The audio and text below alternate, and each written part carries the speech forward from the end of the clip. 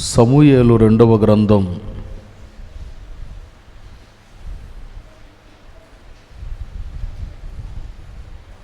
సమూయేలు రెండవ గ్రంథం 15వ అధ్యాయం 4వ వాక్యములోని చివరి భాగాన్ని నేను చదువుతున్నాను. ఇక్కడ సందర్భం ఏదైనా కానీ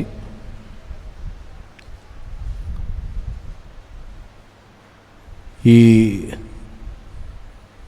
నెలకు సంబంధించిన వాగ్దానాన్ని గురించి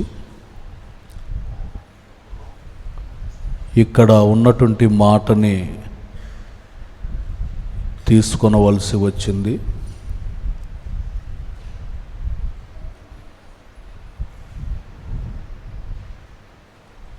నేను వారికి న్యాయము తీర్చుదునని చెప్పెను.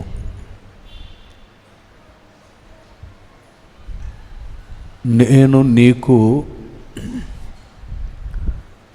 న్యాయము చేసేదను. ఎన్నో పరిస్థితుల మధ్యలో జీవితంలో మనం కొనసాగించబడుతున్నప్పుడు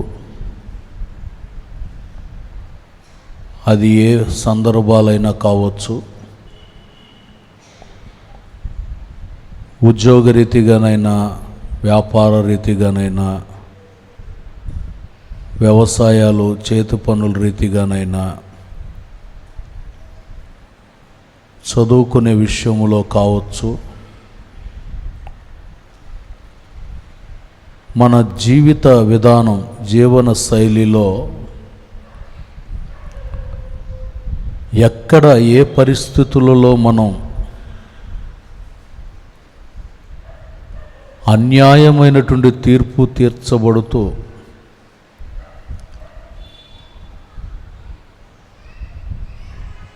ఉన్నవాళ్ళ మధ్యలో, రక్త సంబంధికుల మధ్యలో, కుటుంబ సభ్యుల మధ్యలో, మనకు పరిచయం ఉంటున్నటువంటి ప్రజల మధ్యలో ఏ సందర్భంలో ప్రజలు మనల్ని అన్యాయస్తులుగా, న్యాయం మన వైపు ఉన్న అన్యాయాన్ని ముద్ర వేసి వీళ్ళు నీతి లేని వాళ్ళు, న్యాయము లేని వాళ్ళు, వీళ్ళకి ఎవరున్నారు న్యాయం చేయడానికి, నాకు పేరుంది, బలగముంది, మాటల నేర్పరితనం ఉంది, వీళ్ళ పక్షంగా ఎవరుంటారు, అందరూ నా పక్షమే కదా అని అనుకునేటటువంటి పరిస్థితులు కూడా ఉండి ఉండవచ్చు.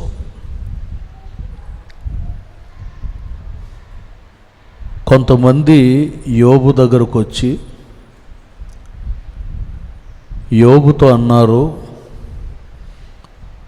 దేవుడు నీకు ఏం న్యాయం చేశాడు?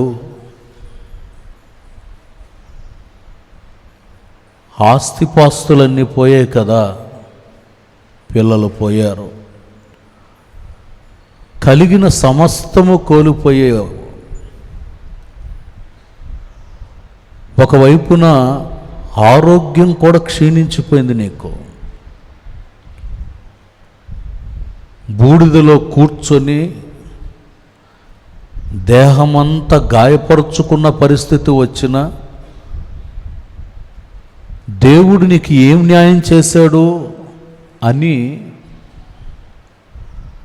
ప్రజలు తనను ప్రశ్న వేస్తుంటే యోబు అంటారు,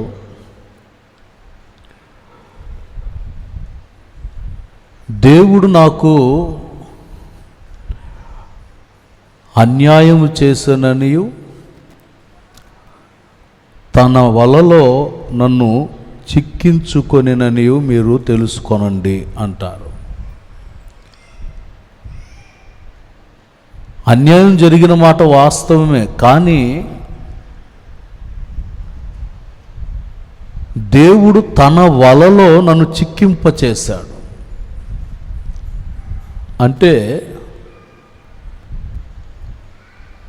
ప్రాణహాని సంభవించనివ్వకుండా, ఎవరు ఎన్ని విధాలుగా ప్రవర్తించి మాట్లాడుతున్నా నా దేవుడు నీతిగల న్యాయాధిపతి గనుక నా జీవితంలో నా పక్షంగా న్యాయాన్ని చేకూరుస్తాడు, వ్యాజ్యం ఆడుతాడు అని ధైర్యంగా చెప్పగలిగేటటువంటి ఒక స్థితి యోబుకి కలిగింది. ఈ పునరుద్ధానపు వేళ దేవుని యొక్క మాటలు అంటున్నాయి,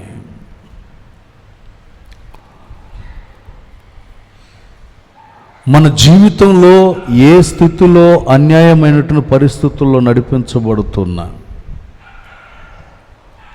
దేవుడు మనకి సమస్త విషయాలలో న్యాయాన్ని చేకూర్చాలని కోరుతున్నటువంటి వాడుగా ఉన్నాడు. దేవునికి స్తోత్రం, హల్లెలూయా. మొదటి మాట, దీనులైన వారికి న్యాయం జరిగిస్తాడు. ఎవరైతే దీనత్వం కలిగి విరిగి నలిగిన మనసు ఉందో వారి పక్షంగా దేవుడు న్యాయాన్ని చేకూర్చాలని కోరుకుంటున్నాడు.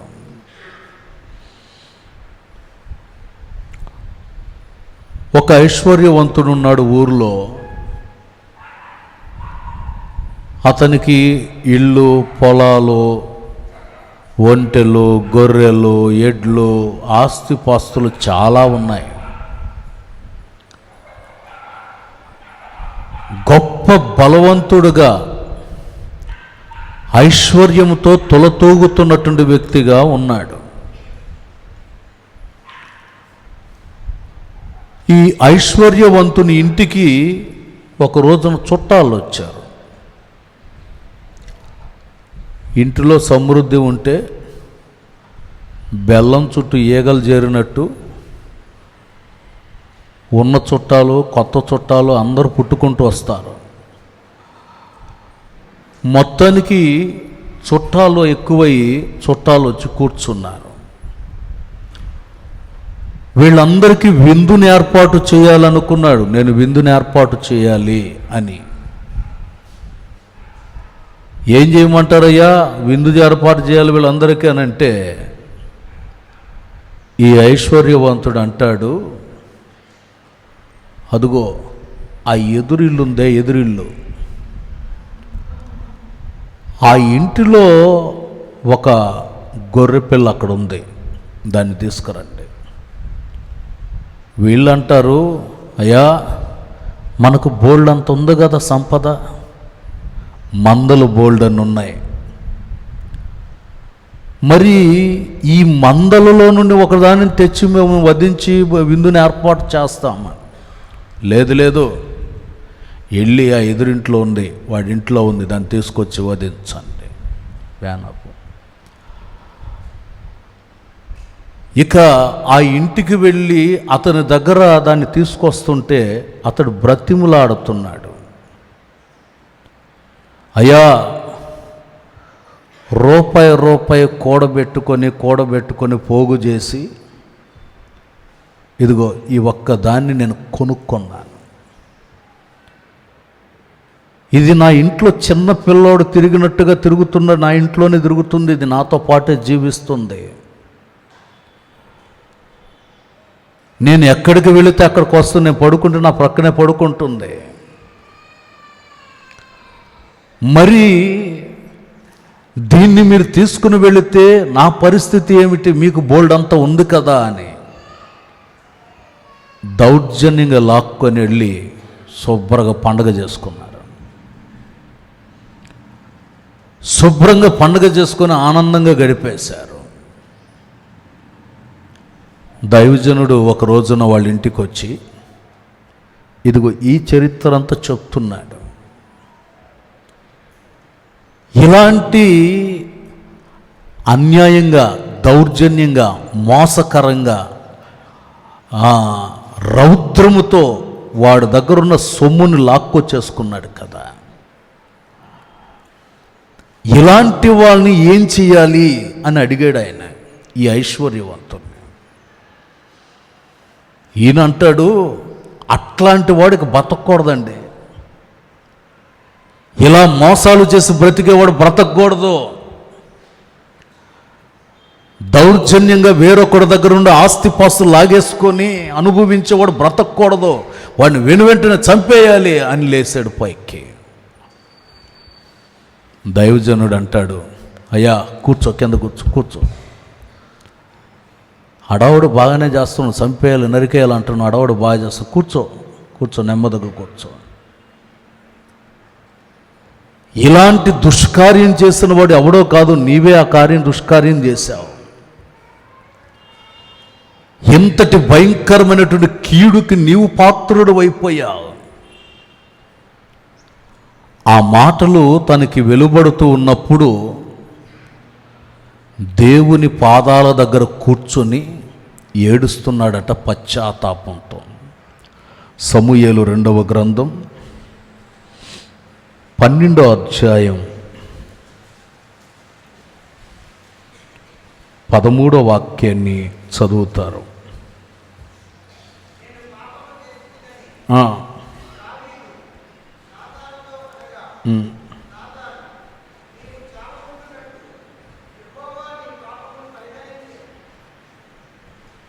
చదువన్నా.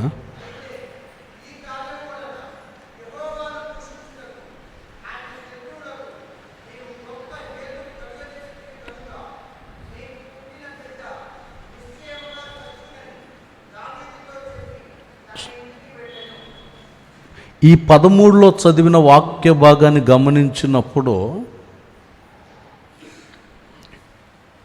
నేను పాపము చేసి తిని నా పాపము పోగునట్లుగా నాకు పరిహారార్థం కలగాలి అని తనకు తాను తగ్గించుకున్నవాడై ప్రభు పాదాల దగ్గర చేరి విలపిస్తున్నట్లుగా మనం చదువుతూ ఉన్నాం. 51వ కీర్తనలో కూడా మనం వెళ్తే 51వ కీర్తనలో కూడా మొదటి చరణంలో అంటారు,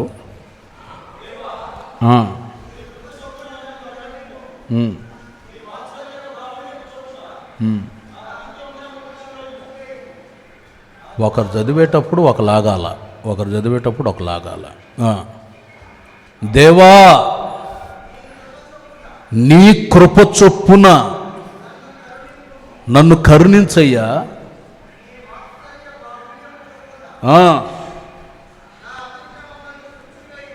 చూడండి, ఈ కీర్తన అంతా మీరు చదివినప్పుడు తర్వాత చదవండి, మీరు రాసుకొని. తాను చేసిన దుష్కార్యమును గూర్చి ఏలెత్తి చూయించినప్పుడు దావీదు దేవుని సన్నిధిలో మోకాళ్ళ మీదకి దీనుడై తనకు తాను తగ్గించుకొని ప్రభు పాదాల మీదకి వచ్చి, నా దోషము పోవునట్లు నన్ను బాగుగా కడగండయ్యా అంటాడు.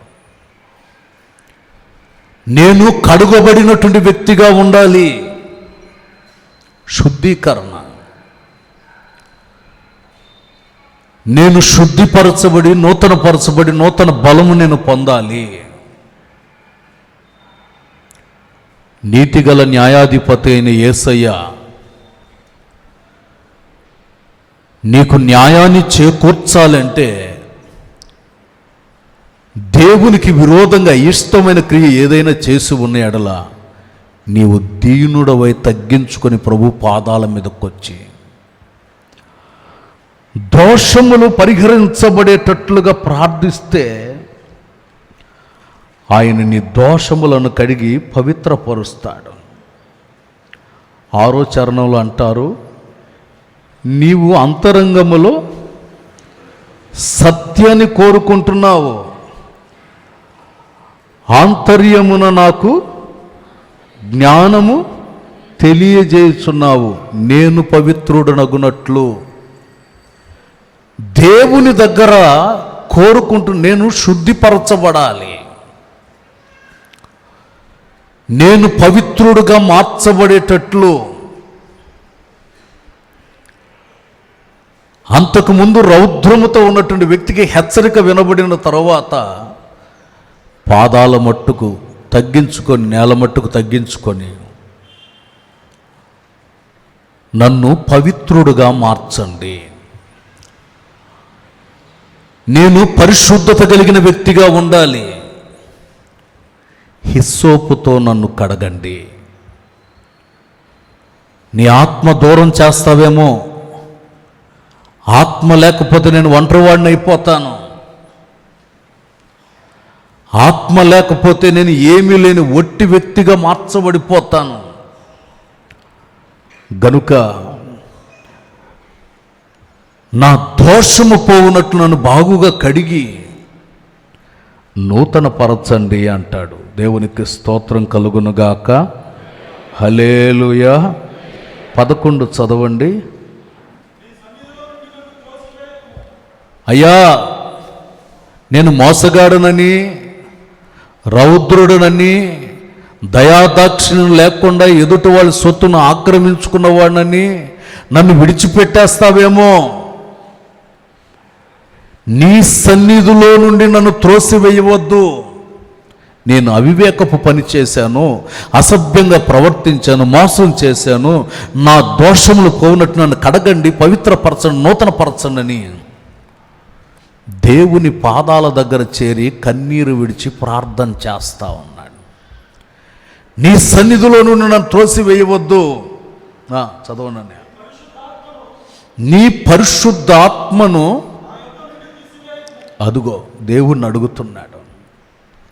ఆత్మ లేనివాడు నా వాడు కాడంటున్నావయ్యా, ఆత్మ లేకుండా చేయొద్దు. ఆత్మ లేకపోతే నేను బలహీన అయిపోతాను, నీ సన్నిధిలో నుండి నన్ను దూరం చేస్తే నేను ఒంటరివాడిని అయిపోతాను. శత్రువు గర్జించు సింహము వలె ఎవరిని మృంగుదునా అని వెతుకుతూ తిరుగుతున్నాడు. సాతాను యొక్క తంత్రాలు, సాతాను యొక్క కుతంత్రాలు నేను చిక్కుపడకుండా, అయ్యా నీ కృపచేత, నీ ఆత్మచేత నన్ను బలపరచమని దేవుని దగ్గర పశ్చాత్తాప్తుడై ప్రార్థిస్తున్నాడు. నీవు దేవుని దగ్గర చేరి పశ్చాత్తాపంతో ప్రార్థన చేస్తే నీతిగల న్యాయాధిపతి అయినటువంటి యేసయ్య నీకు న్యాయాన్ని చేకూర్చి నీ దోషమును తొలగించి శుద్ధీకరణ కలుగు చేసి ఆత్మాభిషేకముతో నింపుతాడు. దేవునికి స్తోత్రం. హల్లెలూయా, హల్లెలూయా. ఆయన దీనత్వంలో ఎవరైతే ఉంటారో ఆ దీనుల పట్ల న్యాయాన్ని సమకూరుస్తాను అంటున్నాడు. రెండో విషయం, 2, బాధపడు వారికి న్యాయాన్ని చేస్తాడు, న్యాయాన్ని చేకూరుస్తాడు. ఎవరైతే బాధపడుతున్నారో, బాధల్లో ఉన్నారో, అది ఏ బాధ అయినా కావచ్చు, బాధపడేటటువంటి వారి యొక్క బాధని నేను తీరుస్తాను, న్యాయాన్ని తీరుస్తాను అంటున్నాడు. 146వ కీర్తన 7వ చరణంలో, 146వ కీర్తన 7వ చరణం, బాధపరచబడు వారికి ఆయన న్యాయాన్ని చేకూరుస్తాడు. ఎవరైతే ఆకలితో అలమటిస్తున్నారో వారికి ఆహారాన్ని దయచేస్తాడు. ఎవరైతే బంధించబడి ఉన్నారో ఆయన విడుదల కలుగు చేస్తాడు. 3 విషయాలు ఇక్కడ రాయబడుతూ ఉన్నాయి. ఎవరు ఏ బాధను అనుభవిస్తూ ఉన్నా, బాధపడేటటువంటి వారి విషయములు ఆయన అంటున్నాడు, ఏ సమస్యను బట్టి నువ్వు కృంగిపోయి నలిగిపోయి బాధపడుతున్నావో, బాధపడు వారి యొక్క బాధను ఆయన తీరుస్తాడట. ఒకవేళ కుటుంబంలో సమాధానం లేదేమో, సంతోషం లేకుండా జీవిస్తున్నారేమో, కుటుంబాల మధ్యలో నెమ్మది లేకుండా అన్యాయమైన తీర్పులను నీ మీద తీర్చి నిన్ను నిందించి అవమానపరిచి కొట్టి తిట్టి నీ జీవితంలో సంతోషం లేకుండా చేస్తూ వచ్చారేమో. నీతిగల న్యాయాధిపతి అయిన ప్రభువు ఏమంటారంటే, ఎవరైతే నిన్ను బాధ పెట్టి ఉన్నాడో ఆ బాధలన్నీ రివర్స్గా వాళ్ళ దగ్గరికి వెళ్ళిపోతాయట. ఎంతగా హింసించారో ఆ హింసలన్నీ వాళ్ళ దగ్గరికి వెళ్ళిపోతాయంట. ఎంతగా వేధించారో ఆ వేదనలన్నీ వాళ్ళ దగ్గరికి వెళ్ళిపోతాయట. ఎందుకనంటే నేను నా ప్రజల పక్షంగా న్యాయాన్ని సమకూర్చడానికి నిలిచి ఉన్నాను. నా ప్రజలు నా రక్తం చేత కడగబడి నూతన పరచబడి నూతన జీవాన్ని పొందారు. అందుకని నా ప్రజల పక్షంగా నేను న్యాయవాదిగా నిలుస్తాను. ఎవరు ఏ బాధలో ఉన్నా ప్రభు న్యాయాన్ని చేకూరుస్తాడట. యెషయా గ్రంథం 51వ అధ్యాయం 23వ వాక్యాన్ని చదివినప్పుడు, యెషయా గ్రంథం 51:23,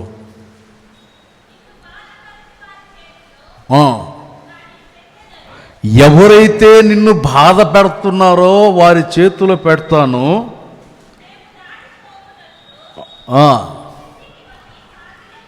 ఈ వాక్యాన్ని మీరు బాగా గమనించండి. దేవుడు మన పక్షంగా వ్యాజ్యం ఆడటానికి, మీరు ఆ పైన వాక్యాన్ని కూడా నోట్ చేసుకోండి, 22 కూడా నోట్ చేసి పెట్టుకోండి. దాన్ని కూడా మీరు తర్వాత చదవండి. ఉగ్రతలు ఉన్నాయట, కోపం ఉందట, ఇవన్నీ పాత్రల రూపంలో ఉన్నాయి. ఎవరు నిన్ను పురుగును నలిపినట్టు కాళ్ళ కిందేసి నలిపి నలగొట్టి నీ జీవితానికి నెమ్మది లేకుండా చేసే ప్రయత్నాలు చేస్తూ వచ్చారో, ఈ పునరుద్ధానపు వేళ దేవుని యొక్క వాక్యం అంటుంది అన్నీ రివర్స్ అయిపోతాయట. విరోధపు క్రియలు రివర్స్గా వెళ్ళిపోతాయట.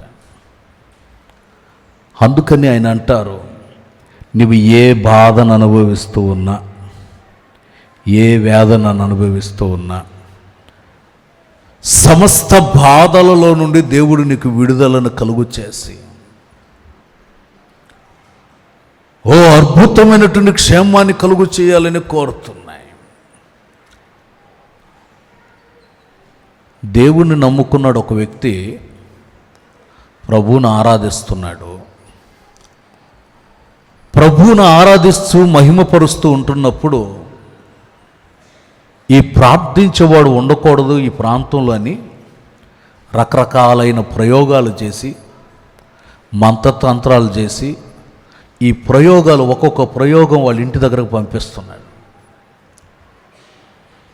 ఇవి ఇంటి ముంగిట దాకా వెళ్ళి ఆగిపోతున్నాయి.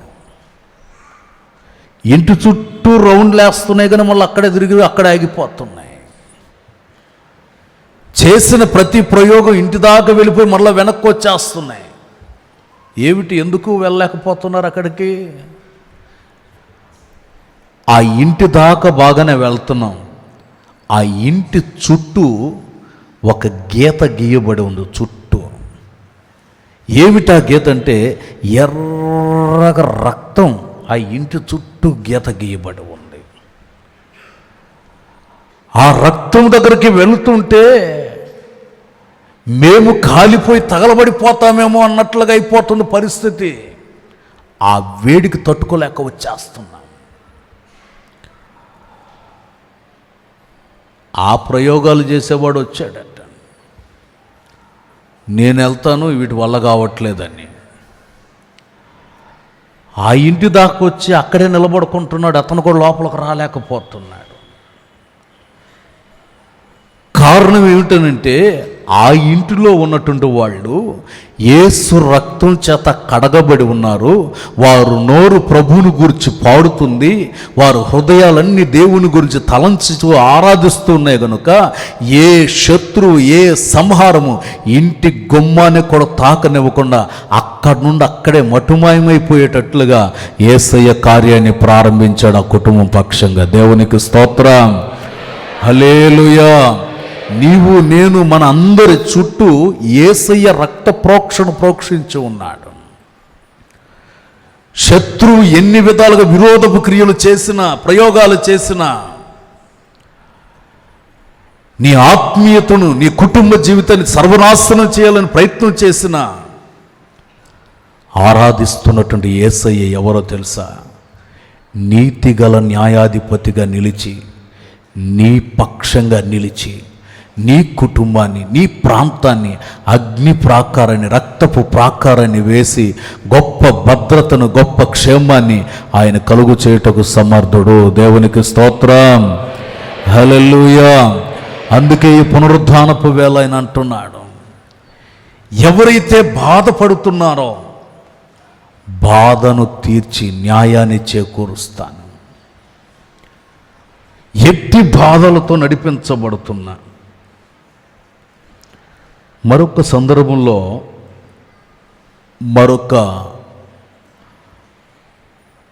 మరొక వ్యక్తి చెప్తారు, నేను సమృద్ధి కలిగినటువంటి వ్యక్తిగానే ఉన్నాను. బెత్లెహేం అనబడుతున్న రొట్టెల ఇంటిలో ఉన్నాను. ఈ సమృద్ధిలో ఉండి సమృద్ధిలో ఉండకుండా అదుగో ఆ మోయాబు దేశంలో ఏదో ఉందని, ఇక్కడ లేనిది అక్కడ సంపాదించుకోవచ్చని ఎంతమంది చెప్తూ ఉన్నా వినకుండా అందరిని వదిలిపెట్టి, సంపదను వదిలిపెట్టి, సమృద్ధిని వదిలిపెట్టి, ఆత్మీయులను వదిలిపెట్టి అదుగో మోయాబు దేశంలోకి వెళ్ళి నేను అక్కడ అడుగు పెట్టాను. ఆడికి వెళ్ళిన తర్వాత ఉన్న సంపద అంతా పోయింది. భర్తను పోగొట్టుకున్నాను, పిల్లలను పోగొట్టుకున్నాను,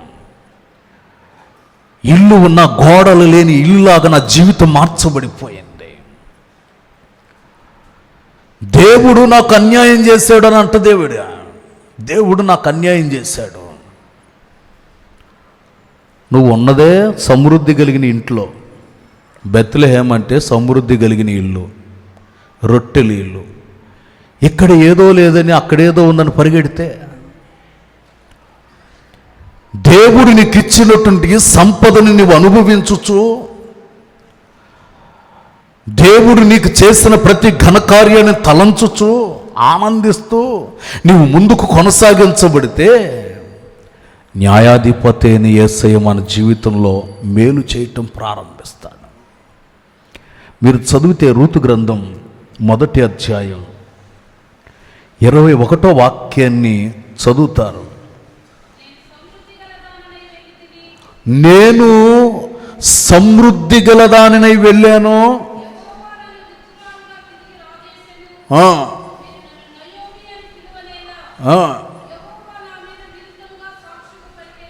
చూడండి, దేవుడు విరోధంగా సాక్ష్యాలు పలికాడు, దేవుడిది అన్యాయం, ఆయన నాకు అన్యాయం చేశాడు అంటుందే కానీ నేను కోల్పోయినటువంటి వ్యక్తిగా ఉన్నాను అని నేను చెప్పుకోవట్లేదు.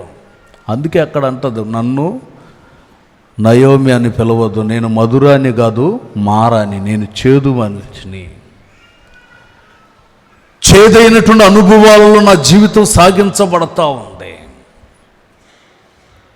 ప్రియులారా, మన జీవితపు ప్రయాణాల్లో కూడా ఏదైనా చేదైనటువంటి అనుభవాలు వచ్చినా కలలో కూడా దేవునిని దూషించకూడదు. కలలో కూడా దేవుని దూషించకూడదు. దేవుడు నీకు సమస్తాన్ని సమకూర్చి అన్నీ ఇచ్చి మేలు చేసి సిరి సంపదనిచ్చి నీ జీవితంలో ఆప్యాయత అనురాగాల మధ్యలో నడిపించబడగలిగేటట్లు ప్రభు ఒక విలువైనటువంటి భాగ్యాన్ని కలుగు చేశాడు. 10వ కీర్తన 17వ చరణాన్ని చదువుతారు. 10వ కీర్తన 17వ చరణం.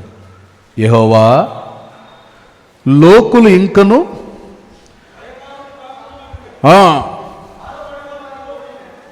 బాధపడు వారి కోరికను నీవు విని ఉన్నావు. తండ్రి లేని వారిని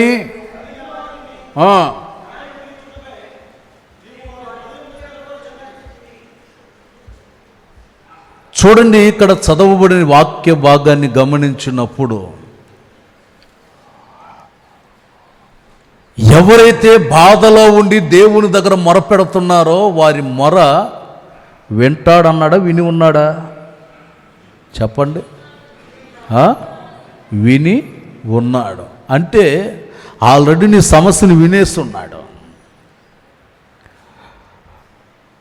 నీ బాధను వినేస్తున్నాడు.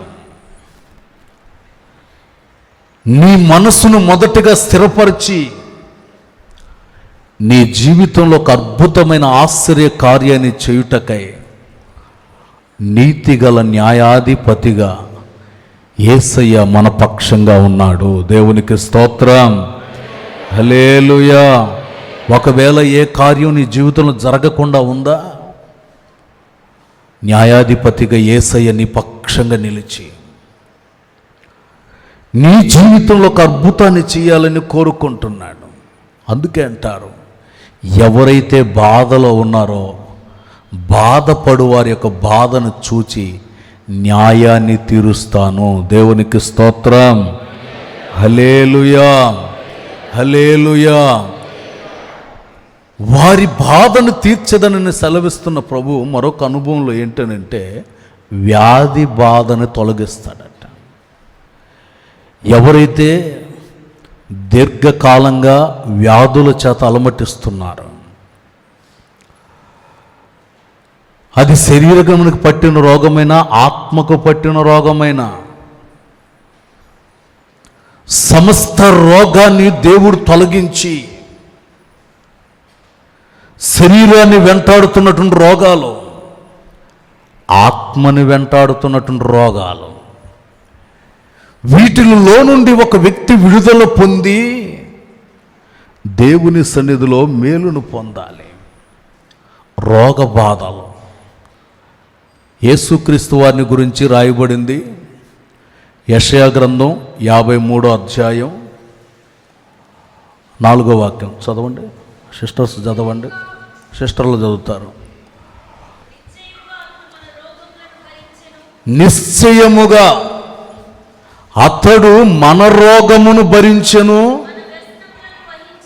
మన వ్యసనములను వహించెను.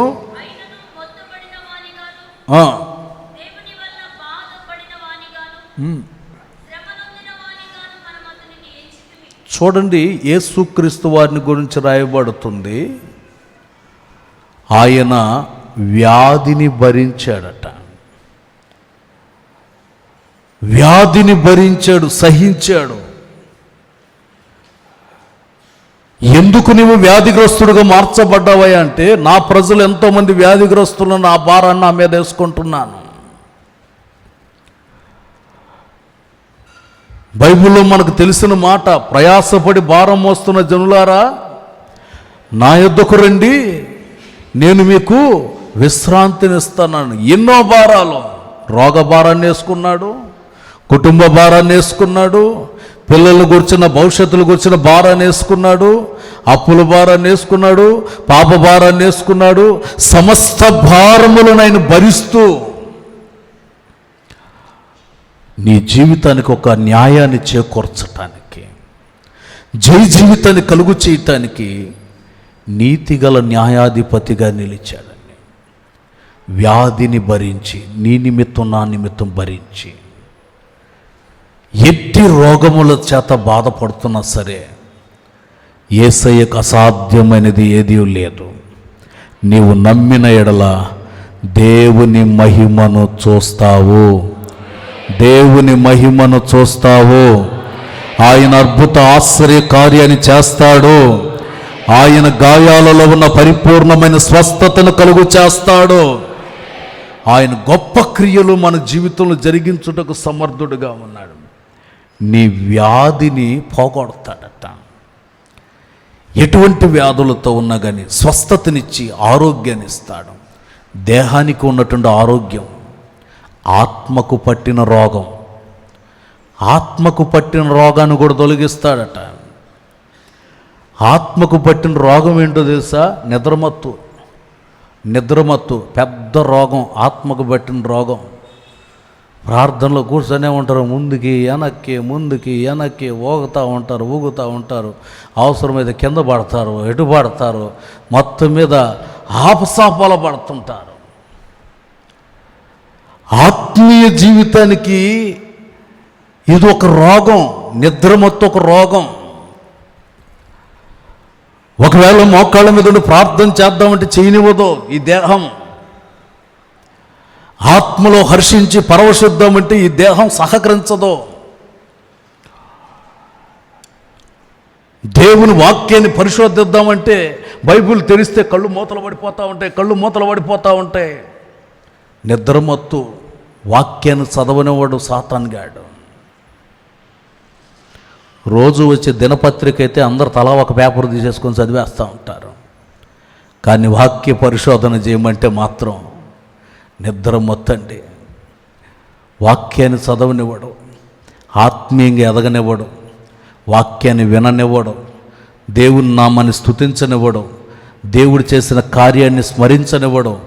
దేవుడు ఏదైనా అద్భుతం చేస్తే ఇదే పెద్ద అద్భుతమా, ఇంత చిన్నదానికి స్తోత్రం చెప్పాలా, పెద్దది చేయమన్నప్పుడు చెప్తాం స్తోత్రం అని.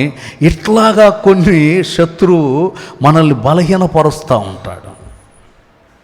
ప్రియులారా, ఆత్మకు పట్టిన రోగం ఉందే, ఇది తొలగాలంటే, ఇది తొలగిపోవాలంటే పరిశుద్ధాత్మునికి నీ జీవితాన్ని అంకితం చేసుకుంటే ఆత్మ నీకు పట్టిన సకల దోషాన్ని తొలగిస్తాడు. దేవునికి స్తోత్రం.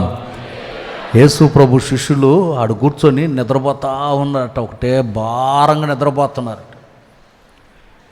యేసు ప్రభు వచ్చి వాళ్ళని చూసి లేపి, శిష్యులారా లేవండి.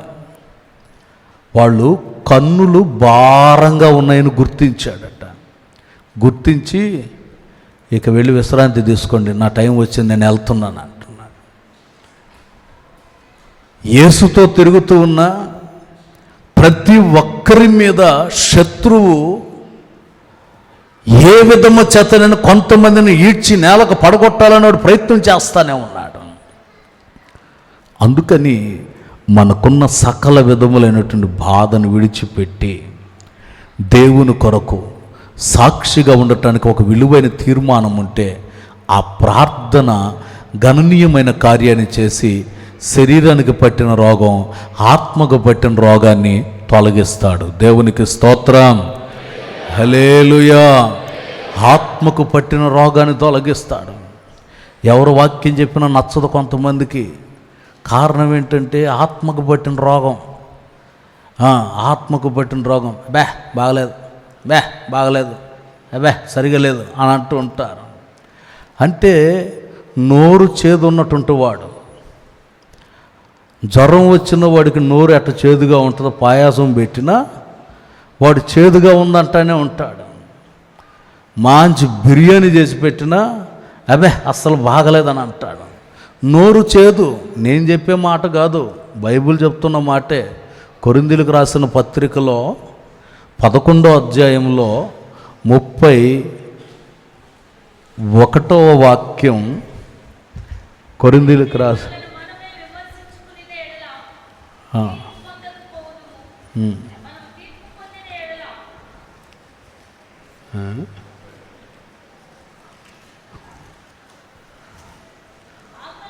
మొదటి పత్రిక 11వ అధ్యాయం 30వ వాక్యం. కొరింథీయులకు రాసిన మొదటి పత్రిక 11వ అధ్యాయం 30వ వాక్యం. అయితే మనలను మనమే విమర్శించుకొని ఎడల తీర్పు పొందకపోవదుము. ఇంకొంచెం పైన చదువు, 29 చదువు.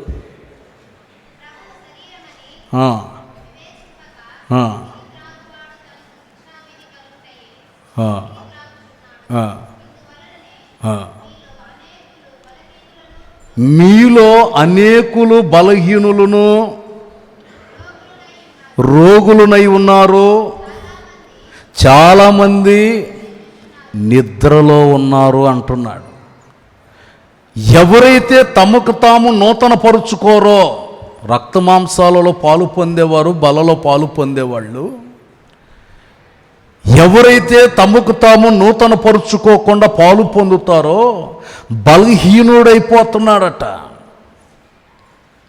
ఏది తిన్నా నోటికి రుచిగా ఉండదు, చేదుగానే ఉంటుంది. చాలామంది రోగులైపోతున్నారు అని రాయబడి ఉంది. బల్లారాధన ఇస్తూ ఉంటే ఒక దగ్గర అందరూ వరుసల్లో ఉన్నారు బల్లారాధన తీసుకుంటా. ఇక 2 వ్యక్తులకి ఇస్తే అతనికి ఇవ్వటమే ద్రాక్షారసం. నిలువు మోకాల మీద ఉండి దబాను పడ్డాడు, కింద బారుదలం పడ్డట్టు. కారణం ఏంటంటే నిలువు మోకాల మీద ఉండి నిద్రపోయే వరాన్ని పొంది ఉన్నాడు ఆయన. ఎక్కడ బల్లారాధనలో పాట వినబడతా ఉంది, వాయిద్యాలు వినబడతా ఉన్నాయి, స్వరం వినబడతానే ఉంది, కానీ నిద్ర మొత్తం పడ్డాడు, అట్టాగే పడుకొనే ఉన్నాడు. ప్రార్థన అయిపోయిన దాకా ఎవరు లేపలు, అట్టాగే పడుకొని ఉన్నాడు. నిద్రలోకి వెళ్ళిపోతున్నారు అని రాయబడి ఉంది. ఆత్మీయత నిద్రలోకి వెళ్ళిపోకూడదు. రక్తమాంసాలలో పాలు పొందేటటువంటి వ్యక్తి తనకు తాను నూతన పరుచుకోవాలట. ఎందుకు నీకు బాధలు కలుగుతున్నాయి? నిన్ను నూతన పరుచుకొని, ఎవరితోనైనా అసమాధానంగా ఉన్నానా, ఎవరితోనైనా సంతోషంగా లేక బ్రతుకుతున్నానా, ఎవరినైనా దుఃఖ పెట్టానా, ఎవరినైనా వేధించానా, ఎవరికైనా నేను అన్యాయం చేశానా, ఎవరి మనసులనైనా నేను కృంగదీసినట్లుగా ఉన్నానా, అసలు నేను దేవుని ఎదుటి యథార్థంగా ఉన్నాను లేదా, సమస్త విషయాన్ని పరిశోధించుకొని, శుద్ధీకరణ అంటే అదే. శుద్ధీకరణ అంటే అదే. దేవుని దగ్గర చేరి తమను తాము నూతన పరుచుకొని ఒక్కొక్కటి తలంచి దేవుని సన్నిధిలో మనలను మనం ప్రభు ఎదుట ఒప్పుకొని నూతన పరుచుకోవటం. పాట పాడతారు, చప్పట్లు కొడదాం, ఆనందిద్దాం, వెళ్ళిపోదాం, ఇది కాదు శుద్ధీకరణ అంటే. హృదయాన్ని తెరచి దేవుని సన్నిధిలో బలిపీఠం మీద పెట్టి వాక్యమై ఉన్నటువంటి దేవునిని ఎదుట పెట్టుకొని దేవుని సన్నిధిలో మనం ముఖాముఖిగా ప్రభుతో సంభాషణ చేస్తూ ఆయన సన్నిధిలో యథార్థ హృదయంతో బ్రతకగలిగేటట్లు, నూతనత్వాన్ని పొందగలిగేటట్లు మన హృదయంలో ఉన్న సమస్త దోషాన్ని ఒప్పుకొని విడిచిపెట్టి ప్రార్థించాలి. అప్పుడే ఆయన ఆత్మీయత, జీవాన్ని, క్షేమాన్ని కలుగు చేయటం ప్రారంభిస్తాడు. దేవునికి స్తోత్రం. హల్లెలూయా, హల్లెలూయా. ఒక అమ్మ చెప్తుంది, మన సంఘస్థురాళ్ళు 10 ఏళ్ళ నుండి మాట్లాడుకోవట్లేదు, వాళ్ళ నాన్నతో మాట్లాడట్లేదట 10 ఏళ్ళ నుండి. మరి బల్లారాధన ఎట్ట తీసుకుంటున్నావమ్మా అని అడిగాను నేను. సమాధానం లేదు కదా నీకు, ఎలా బల్లారాధన తీసుకుంటున్నావు అని. ఆ 10 నిమిషాలు ప్రభువుని పక్కన ఉండమంటదట. ఆ 10 నిమిషాలు ప్రభువు నా పక్కనే ఉండు నాయన, ఈ అసమాధానాన్ని తీసి పక్కన పెడుతున్నాను, నా పక్కనే ఉండు, బల్లారాధన తీసుకున్న తర్వాత మళ్ళీ లోపలేసేసుకుంటాను. మరి అంతకాడికి సంఘానికి రావటం ఎందుకు? వాక్యం వినటం ఎందుకు? పాటలు పాడటం ఎందుకు? నీతిగల న్యాయాధిపతి అయినటువంటి దేవుని యొక్క సన్నిధిలో ఆత్మకు పట్టినటువంటి రోగం తొలగిపోయేటట్లు, అదే అక్కడ అంటాడు, చాలామంది నిద్రిస్తున్నారు. నిద్రలోకి వెళ్ళి, నిద్ర అంటే ఆత్మీయత అంతా పోయిందని అర్థం. నిద్రలోకి వెళ్ళిపోవటం అంటే ఆత్మీయతే లేదు. ప్రార్థనకి టైం అయిపోతుంది, 9 అయిపోతుంది, వెళ్దాంలే, పాటలు పాడుకుంటా వెళ్దాంలే. వెళ్దాంలే, చివరిలో ముగించేటప్పుడు వెళ్దాంలే. నిరుత్సాహం. దీని అంతటికి కారణం ఏంటనంటే నిద్ర. ఈ వారం వెళ్ళకపోతే వచ్చే వారం పోవచ్చుగా, ఈ నెలలో కాకపోతే వచ్చే నెల పోవచ్చుగా అని ఇట్లాగా నిరుత్సాహం. ఇవన్నీ ఎందుకు వచ్చాయంటే నిద్రలో ఉన్నావు. నిద్రలో ఉంటే ఇవి గుర్తించలేవు. దేవుడు చేసే అద్భుత ఆశ్చర్య కార్యాన్ని గుర్తించలేవు నిద్రలో ఉంటే.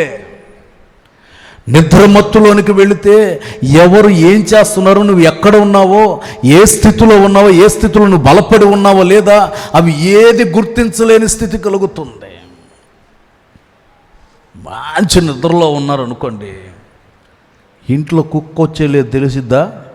అది వచ్చి వేడిగా వండి పెట్టిన అన్ని శుభ్రంగా మూతల్లో తీసి అన్నీ తిని వెళ్ళిపోయిన తర్వాత కూడా మెలకువ లేదు. ఏమి ఇంట్లోకి వచ్చి వెళ్ళినా కూడా గమనం ఉండట్లేదు. కారణం మత్తు, నిద్ర మత్తు. సాతానుడు కూడా అలాగే ప్రవేశిస్తాడు. వాని క్రియలు నీ ఇంట ప్రవేశించకుండా ఉండాలి అని అంటే నీతిగల న్యాయాధిపతి అయిన యేసయ్య సన్నిధిలో ఆత్మకు శరీరానికి పట్టిన కల్మషం తొలగిపోయేదాని కొరకు ప్రార్థన చేసుకుంటే పరిశుద్ధాత్ముడు నీ జీవితంలో క్రియ జరిగించి నీ బాధను తొలగించి, నీకున్న రోగాన్ని తొలగించి ఆరోగ్యాన్ని కలుగు చేస్తాడు. దేవునికి స్తోత్రం. హల్లెలూయా. ఆరోగ్య ప్రదాతయే, సంపూర్ణ స్వస్థత అనుగ్రహించువాడే, ఆశ్చర్య క్రియలు జీవితమంతా చేయుచు తిరిగి నడే, నాకై నిలువెల్ల సిలువలో నలిగి కరిగి నడే, ఆశ్చర్య క్రియలు జీవితమంతా చేయుచు తిరిగి నడే, నాకై కొరడాల దెబ్బలను అనుభవించినడే,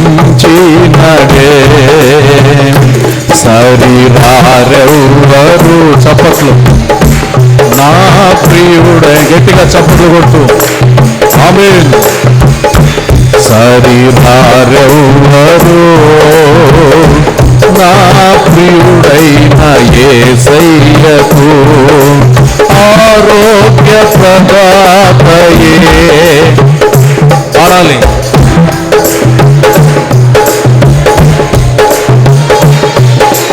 ఆరోగ్య ప్రదాతయే,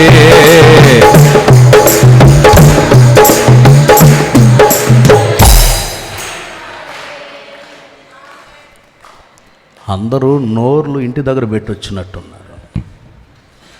నోరు ఇంటి దగ్గర పెట్టొచ్చినట్టున్నారు. పాడట్ల, రాట్ల, స్వరాలు రావట్ల, స్వరం రావట్ల.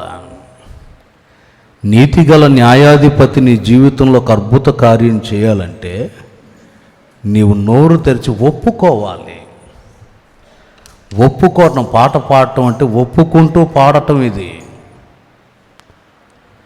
ఆరోగ్య ప్రదాతయే, సంపూర్ణ స్వస్థత. కుడి సౌండ్ తగ్గి పాడాలి. సంపూర్ణ స్వస్థత అనుగ్రహించువడే, ఆశ్చర్య క్రియలు జీవితమంతా చేయుచు తిరిగి నడే, నాకై కొరడాల దెబ్బలను అనుభవించినడే, ఆశ్చర్య క్రియలు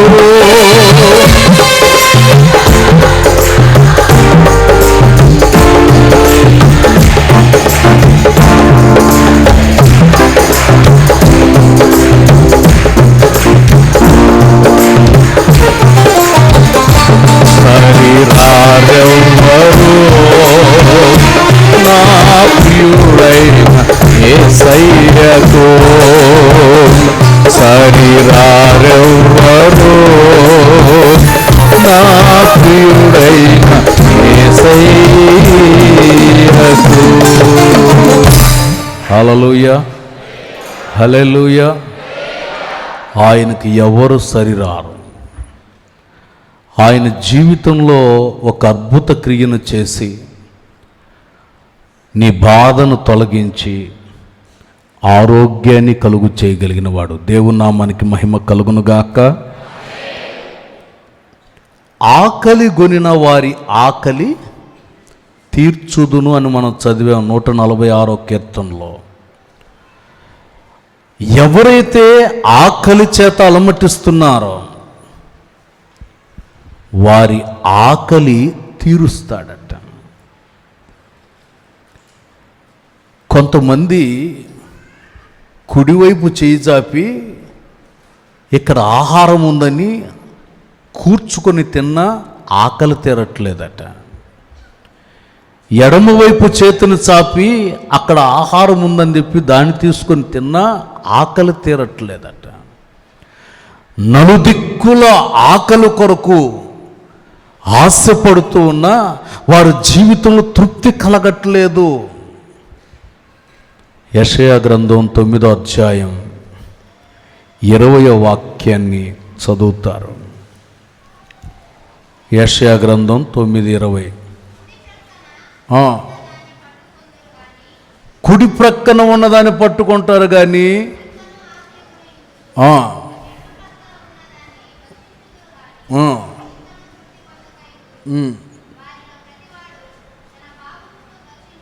చూడండి, ఆకలి తీరకపోతే వాళ్ళకు వాళ్ళే భక్షించుకునే పరిస్థితి వచ్చిందట. షోమ్రోను పట్టణంలో కరువు వచ్చినప్పుడు కూడా ఆ పట్టణపు వాస్తవ్యులు పావురపు రెట్టలు కూడా కొనుక్కొని తిన్న పరిస్థితి కలిగింది. చెట్టుకున్న ఆకులన్నీ కోసుకొని తినేస్తున్నారు ఆకలి తీరక. అంతటి ఆకలి దప్పులతో ప్రజలు అలమటిస్తున్నారు. దేవుని వాక్యం అంటుంది, ఎవరైతే ఆకలితో అలమటిస్తున్నారో నేను వారి ఆకలి తీర్చుదును. దేవునికి స్తోత్రం, హల్లెలూయా. అందుకే ఆయన అంటారు, యోహాను సువార్త 6వ అధ్యాయం 35వ వాక్యంలో అంటారు, నా యొద్దకు వచ్చువాడు చదవండి,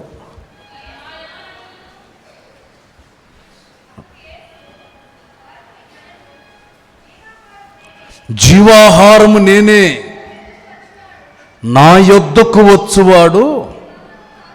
దేవునికి స్తోత్రం కలుగునుగాక, దేవునికి స్తోత్రం కలుగునుగాక. ఆమేన్, హల్లెలూయా. ఎవరైతే ప్రభు యొక్క సన్నిధికి వస్తారో, ప్రభు యొక్క చెంతకు వస్తారో, ఆయన అంటారు, నేను జీవాహారాన్ని, నన్ను భుజించండి.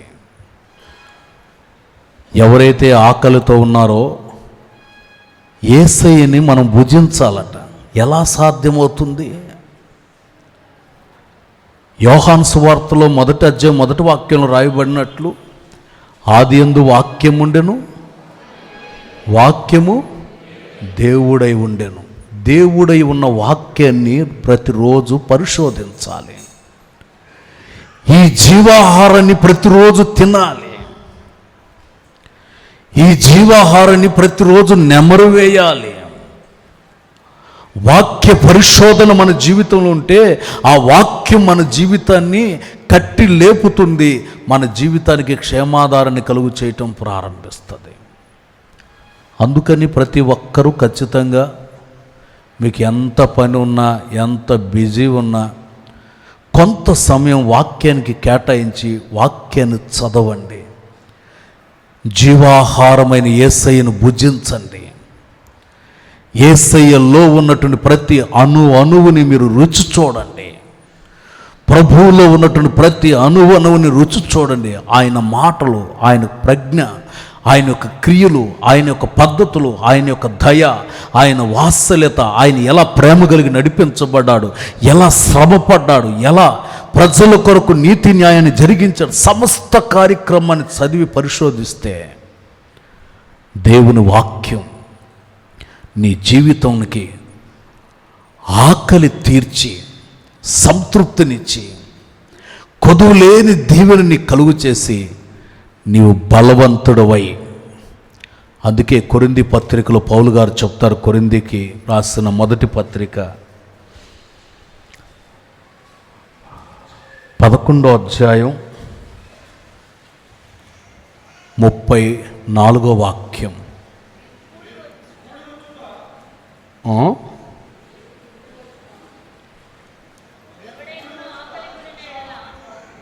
ఎవడైనను ఆకలిగొని ఎడల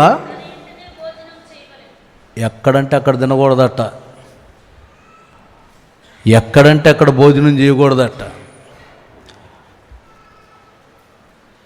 ఎవరైనా ఆకలి కొంటే నీ ఆకలి తీర్చబడుట కొరకు నీ ఇంట్లోనే భోజనం చేయమంటున్నాడు.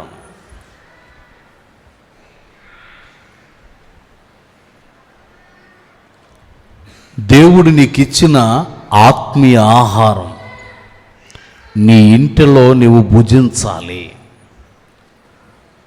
ప్రభు నీకు ఇచ్చిన సత్యవాక్కుని నీవు భుజించాలి ఇంట్లో. కొందరు అందరికీ కనబడేటట్టు బైబిల్ పట్టుకొని కూర్చొని ఉంటారు, చదువుతారంటే చదవరు, చూస్తూ ఉంటారంతే, చదవరు.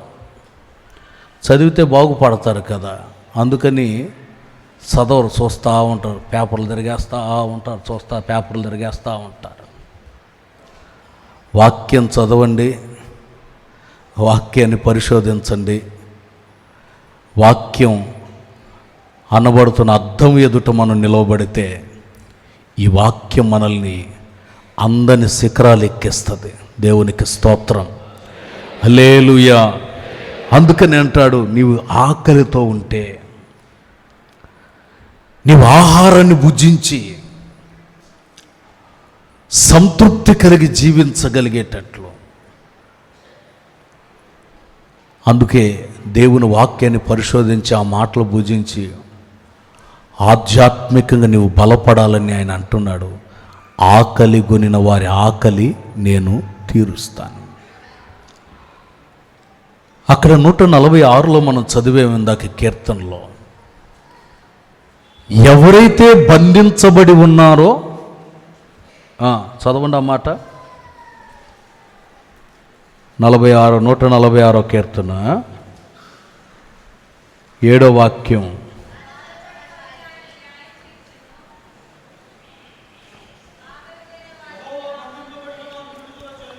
యెహోవా బంధించబడిన వారిని విడుదల చేస్తాడట. ఎవరు ఏ బాధలో అన్యాయపు స్థితిలో ఉన్నారో దేవుడు నీ పక్షంగా నిలిచి నీకు విడుదలనివ్వాలని కోరుతున్నాడట.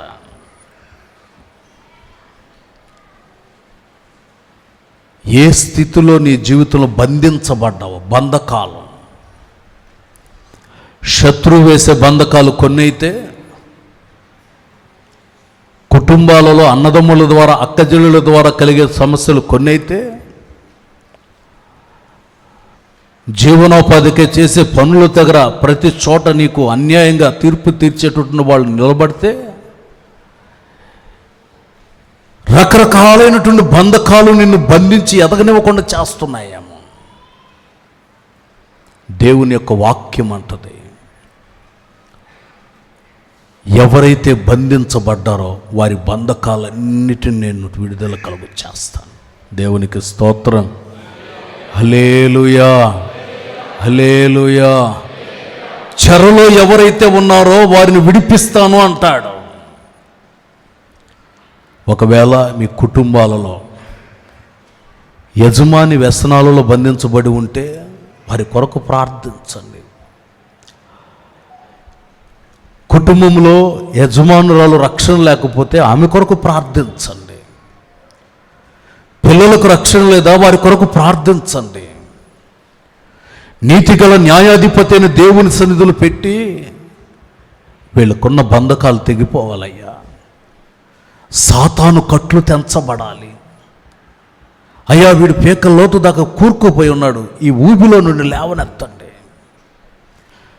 చీకట్లో తిరుగుతున్న కన్ను మిన్ని ఎరగకుండా తల్లి ఎవరు, చెల్లి ఎవరు, అన్న ఎవరు, అక్క ఎవరు గుర్తించక మనోనేత్రాలు మూయబడి గుడ్డితనములో ఉన్నారయ్యా. వీళ్ళు నేత్రాలు వెలిగించబడాలని ప్రార్థించండి. వారికి ఉన్నటువంటి బంధకాలు అవి ఏవైనా కావచ్చు. ఇది అసంభవం అనుకున్న కార్యాలను కూడా సాధ్యపరచుటకు నీతిగల న్యాయాధిపతిగా ప్రభు ఉన్నాడు. మలాకి గ్రంథం 2వ అధ్యాయం 14వ వాక్యాన్ని చదివితే, మలాకి గ్రంథం 2వ అధ్యాయం 14వ వాక్యం చదవండి.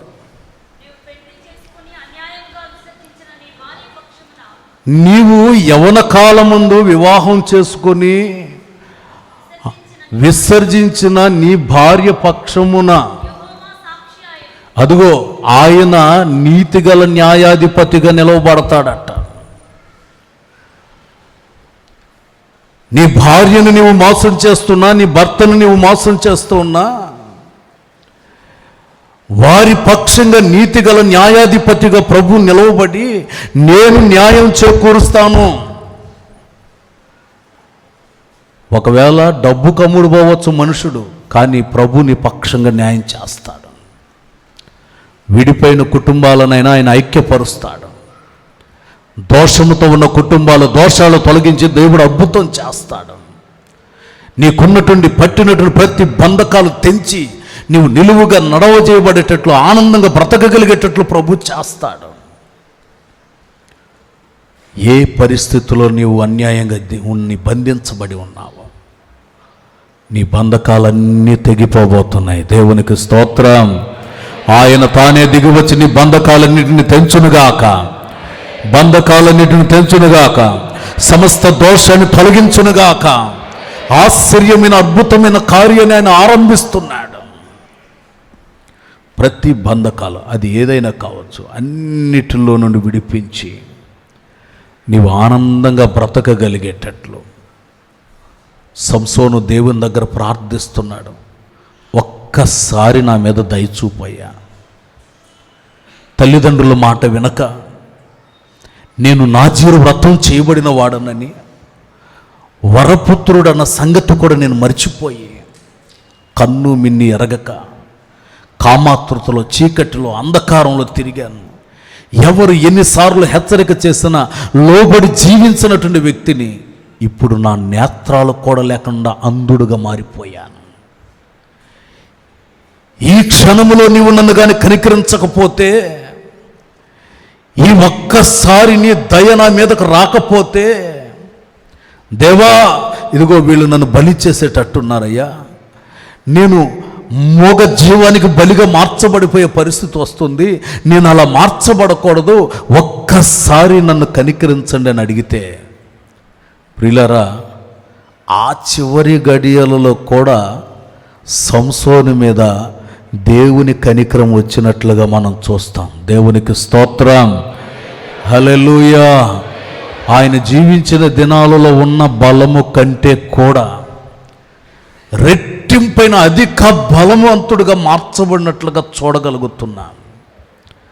మనుషుడు క్షమించకపోవచ్చు, కానీ మన యేసయ్య పలుమారులు నిన్ను క్షమిస్తూ, పలుమారులు నిన్ను నూతనపరుస్తూ, పలుమారులు నీ జీవితానికి ఒక క్షేమాన్ని కలుగు చేయటం కొరకు న్యాయాధిపతిగా ఆయన నిలిచి ఉన్నాడు. అందుకొరకే ఈ పునరుద్ధానపు వేళ ఆయన అంటున్నారు, ఏ బంధకాలు నిన్ను పట్టి వేధిస్తూ ఉన్నా వాటన్నిటిలో నుండి ప్రభు నీకు విడుదలనిచ్చి, ఆయన మహిమ కలిగిన రాజుగా ప్రత్యక్షమైనప్పుడు ఆయన ఎదుట ఉండగలిగేటట్లు ఆ విలువైన భాగ్యాన్ని నీకు కనుపరుచుటకు ఆయన సంసిద్ధంగా ఉన్నాడు.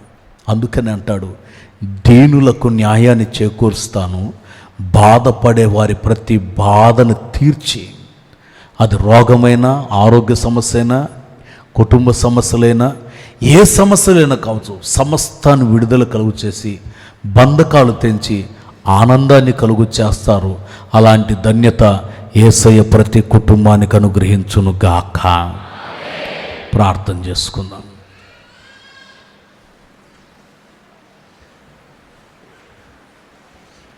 ప్రార్థన చేసుకుందాం.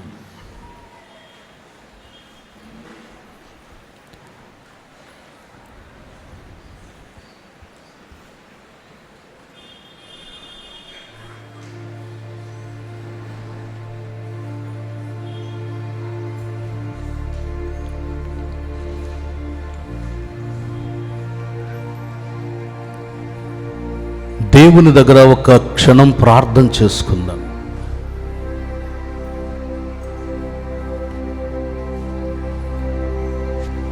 నా పక్షంగా న్యాయం చేయవా ప్రభువా?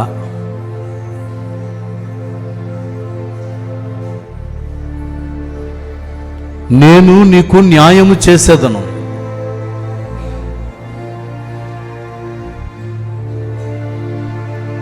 ఏ పరిస్థితులు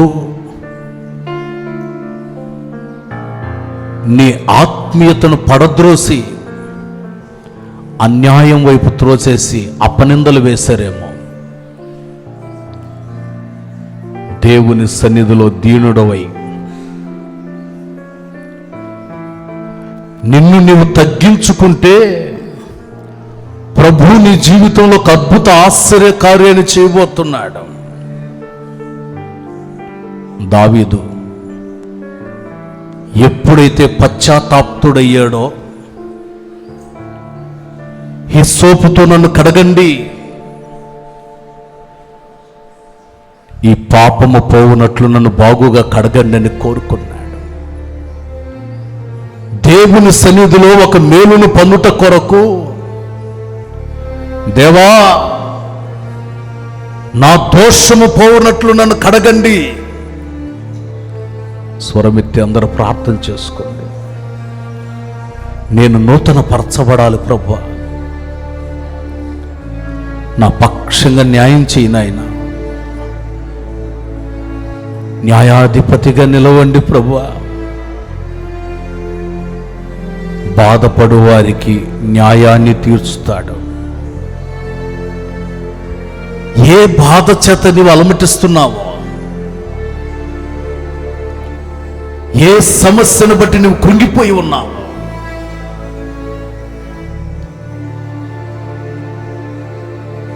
నీ కుటుంబానికి వ్యతిరేకంగా మంత్రతంత్ర ప్రయోగాలు చేసి ఇటువంటి వాడు భూమి మీద ఉండకూడదని నీకు విరోధంగా ఎవరు లేపబడినా ఏ ఆయుధం నిన్ను ముట్టదు, ఏ సంహారం నిన్ను ముట్టదు. ఎవరైతే కీడు చేయటానికి ప్రయత్నం చేస్తారో అవన్నీ రివర్స్ అయిపోతాయి. మనం ఆరాధిస్తున్న దేవుడు రోషం గలవాడు, నీతిగల న్యాయాధిపతి. నీవు కలవరపడవద్దు. మనుషులు నిన్ను కాలు కిందేసి నలకొట్టేసి ఉండొచ్చు, ఇక నీ జీవితంలో నెమ్మది లేకుండా చేసేసి ఉండొచ్చు. ప్రభు నీకు న్యాయాన్ని చేకూర్చబోతున్నాడు, నీ పట్ల గొప్ప కార్యాన్ని చేయబోతున్నాడు. సమస్తం ఉంది, కానీ కోల్పోయినటువంటి స్థితిలో ఉన్నావా? మారా అనుభవాలు నీకు ఎదురుపడుతూ వచ్చాయా? అదుగో ఆయన నీ జీవితాన్ని మధురంగా మార్చి, నీ బాధను తీసివేసి, నీ నిందను తీసివేసి, ఇక మీదట నీ నోరు నేను మధురంగా మార్చబడాలని నువ్వు కోరుకుంటే ఆయన అద్భుత కార్యాన్ని నీ జీవితంలో జరిగింపచేసి నీకు న్యాయాన్ని చేకూరుస్తున్నాడు.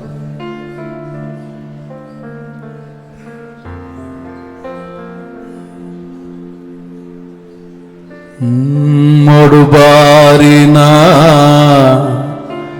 జీవితాలను చిగురింపజేయగలవు నీవు, మారానుభవం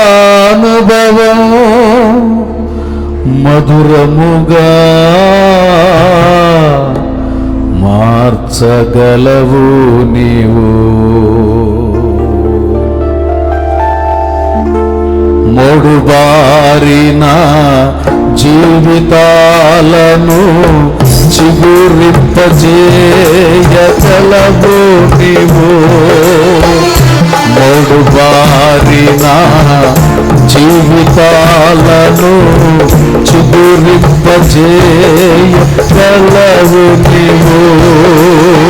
మారానుభవం మధురముగా మార్చగలవు నీవు. మారానుభవం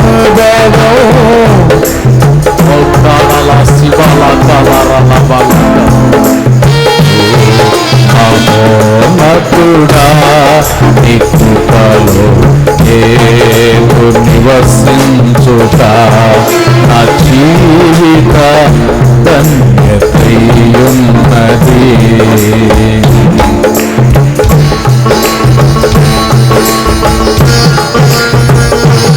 నీ జీవితాన్ని మాధుర్యంగా మార్చి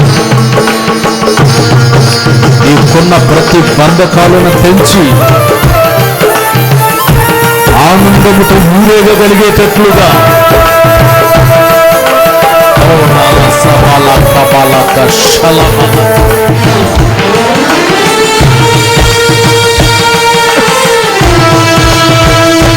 థ్యాంక్ యూ లార్డ్. హల్లెలూయా.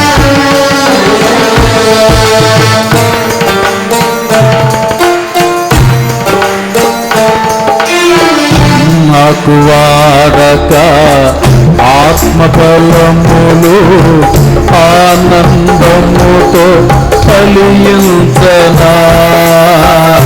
ఆకువాడక ఆత్మబలములు ఆనందముతో ఫలించనా. జీవజలముల ఊటైనా నీయోరన నన్ను నాకివా. జీవజలముల ఊటైనా నీయోరన నన్ను.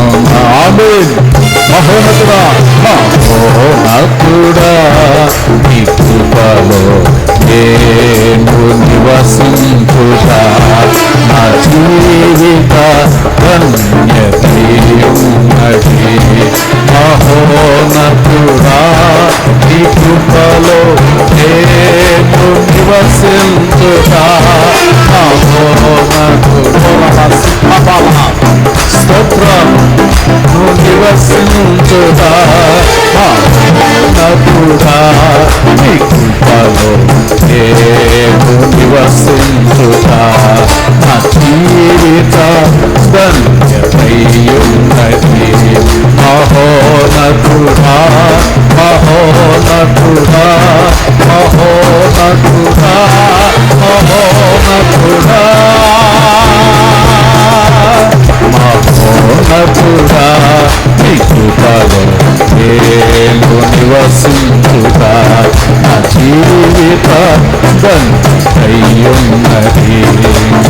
మారానుభవం మధురముగా మార్చగలవు నీవు. మారానుభవం మధురముగా మార్చగలవు నీవు. మారానుభవం మధురముగా మార్చగలవు నీవు. మారానుభవం మధురముగా మార్చగలవు నీవు. మహోన్నతుడా నీ కృపలో నేను నివసించుట నా జీవిత ధన్యతయున్నది. నా జీవిత ధన్యతయున్నది. నా జీవిత ధన్యతయున్నది. నా జీవిత ధన్యతయున్నది. మహోన్నతుడా మహోన్నతుడా మహోన్నతుడా మహోన్నతుడా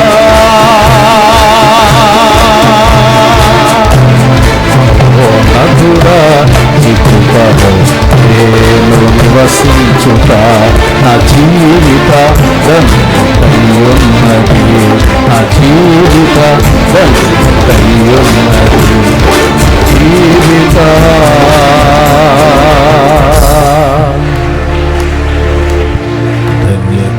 ధన్యతయున్నది. మారానుభవం మధురముగా మార్చగలవు నీవు, మారానుభవం. ఎన్ని బాధలలో నీవు నలిగిపోతూ నీ జీవితమంతా చేదుగా మార్చబడిపోయిందా?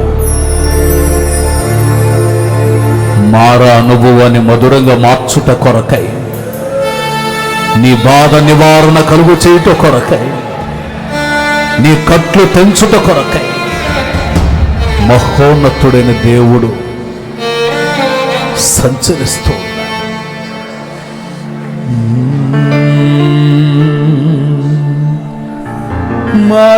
మారానుభవం మధురముగా మార్చగలవు నీవు,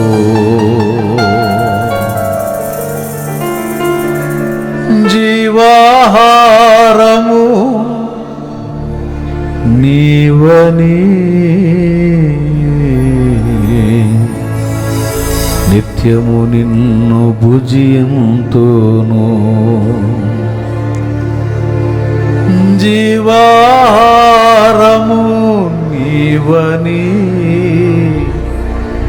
నిత్యము నేను భుజింతును. యేసయ్యా నా యేసయ్యా, యేసయ్యా నా యేసయ్యా. షాలోము రాజా సర్వాధికారివి నీవే, సర్వము జీవము నీవే, నా సర్వము జీవము నీవే. యేసయ్యా నా యేసయ్యా, యేసయ్యా నా యేసయ్యా. ప్రభు మనతో హెచ్చరిక చేసిన మాటలను బట్టి చేతులెత్తి స్తోత్రాలు చెల్లిద్దాం. నేను నీకు న్యాయం చేసేదనని వాగ్దాన పూర్వకంగా మనతో హెచ్చరిక చేసినందుకు స్తోత్రాలు చెల్లిద్దాం. మన సాధక బాధలన్నిటిని గుర్తించి న్యాయవాదిగా న్యాయాధిపతిగా నిలిచి మన జీవితంలో విలువైన కార్యాన్ని ఆరంభించినందుకు స్తోత్రాలు చెల్లిద్దాం. తండ్రి అయిన దేవునికి స్తోత్రాలు చెల్లిద్దాం. యేసుక్రీస్తు ప్రభుల వారికి స్తోత్రాలు చెల్లిద్దాం. పరిశుద్ధాత్మునికి స్తోత్రాలు చెల్లిద్దాం. ప్రాణాత్మ దేహ శరీరాలు సమర్పిస్తూ స్తోత్రాలు చెల్లిద్దాం.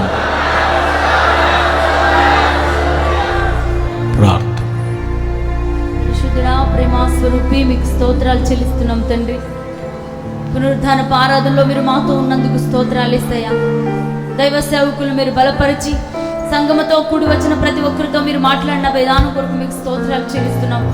నేను మీకు న్యాయం చేస్తానని మీరు మాతో మాట్లాడుతూ వచ్చారయ్యా. నీతిగల న్యాయాధిపతి ఈ లోకంలో మాకు ప్రభావం మనుషులు ఎవరు న్యాయం చేయకపోయినా, మమ్మల్నిగా అర్థం చేసుకోలేకపోయినా, నీవు నీతిగల న్యాయాధిపతి అయిన దేవుడు కనుక, మా జడల మీరు న్యాయం చేసే దేవుడు కనుక అయ్యా, మీరు మాతో అభయం ఇచ్చి మాట్లాడిన విధానం కొరకు స్తోత్రాలయ్యా. దీనులకు మీరు న్యాయం చేస్తారని, బాధింపబడే వాళ్ళకి, బంధకాలలో ఉన్న వాళ్ళకి విడుదల కలుగు చేసి న్యాయం తీరుస్తానని మీరు మాతో మాట్లాడుతూ వచ్చారయ్యా.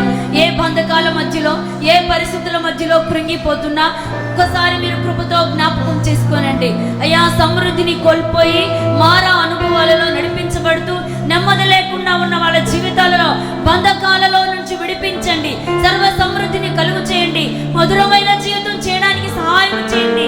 మారా అనుభవాల నుంచి గొప్ప విడుదల కలుగు చేయండి. విడిపోయిన కుటుంబాల్లో న్యాయకర్తగా ఉండి న్యాయం చేస్తానని చెప్పారయ్యా.